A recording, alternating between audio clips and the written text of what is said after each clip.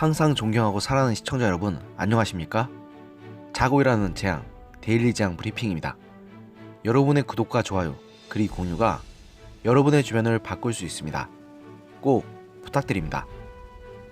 문재인 정권을 비판하기 시작한 진중권 전 동양대 교수가 조국 전 법무부 장관 기소 직후 청와대 입장에 대해 드디어 청와대마저 미쳤다고 한탄하기 시작했습니다.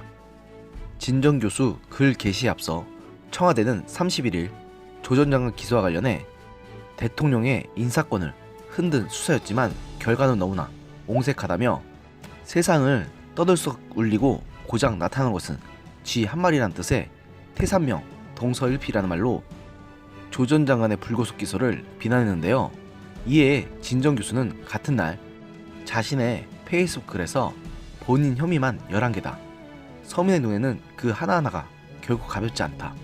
게다가 가족 전체가 파렴치한 비리에 연루되는데 그게 옹색하다고 한다며 우리 눈에는 과도하게 휘황찬란한데 저분들에게는 이런 것쯤은 아무것도 아닌 모양이다. 이것이 문재인 정권의 도덕성인가? 이 수준밖에 안 되나? 도대체 이분들은 얼마나 더 장대하게 비리를 저질러야 성이 차실까라고 비판했습니다. 또한 진 전 교수는 대통령의 인사권은 너희들 것이 아니고 그 권한 국민이 준 거다. 이런 비리를 저지른 사람 멋대로 법무부 장관에 임명하라고 준 것 아니다. 검찰의 행포라고? 여기서 우리가 짐작할 수 있는 것은 공수처가 생기면 이런 비리는 처벌하지 못하리라는 것이라고도 하며 전날인 30일 국회에서 날치기 통과된 공수처법을 비판했고 청와대를 중국 후한난 시 황제를 곁에 끼고 국정을 쥐락펴락하며 망국을 부추긴 황가들인 십상시에 비유하기도 했습니다. 진 전 교수는 청와대 논평이 이 지경으로 나온 것으로 보아 청와대마저 PK 친문 실세에게 완전히 장악당한 것으로 보인다. 대통령이 이니 장막에 갇혀서 상황 판단을 못하는 것이다.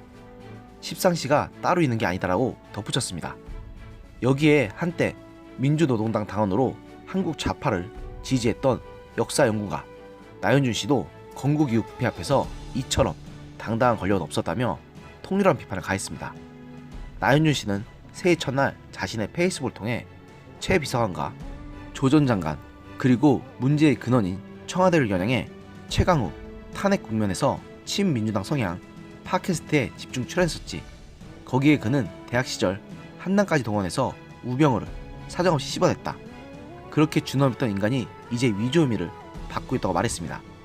그러면서 나 씨는 도대체 쟤들에게 도덕이란 무엇인가 오직 타인을 찌르는 도구일 뿐이라고 분석하며 그래도 조국은 예외가 아니다.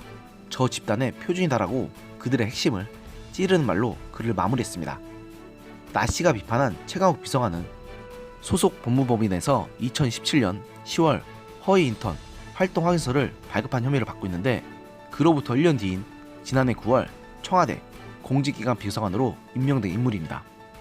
청와대 인사들의 비리 감찰과 고위공직자 인사검증 책임을 맡은 최 비서관은 조 전 장관이 장관 후보자로 내정될 때도 인사검증을 담당했다고 합니다. 서울대 법대 선후배 관계인 최 비서관과 조 전 장관은 이정희 전 통합진보당 대표 등과 함께 민변 등을 매개 교류했다고 알려지고 있는데 최 비서관은 우병우 전 청와대 민정수석을 격하게 비난하면서 적폐청산을 부르짖는 등 각종 방송에서 종횡무진 활약해 법무계 유심이라는 별명까지 얻었던 사람입니다. 그런데 그 가면 속에 숨겨진 민낯은 이렇게도 추하기 짝이 없었던 것입니다. 이처럼 정의로운 척, 올바른 척했던 사람들의 추악한 민낯이 만천하에 드러나고 있는 상황임에도 저들은 무조건적으로 지지한다는 것은 그야말로 속된 말로 대가리가 깨져 있다는 것을 증명하는 꼴이라고밖에는 볼 수가 없습니다.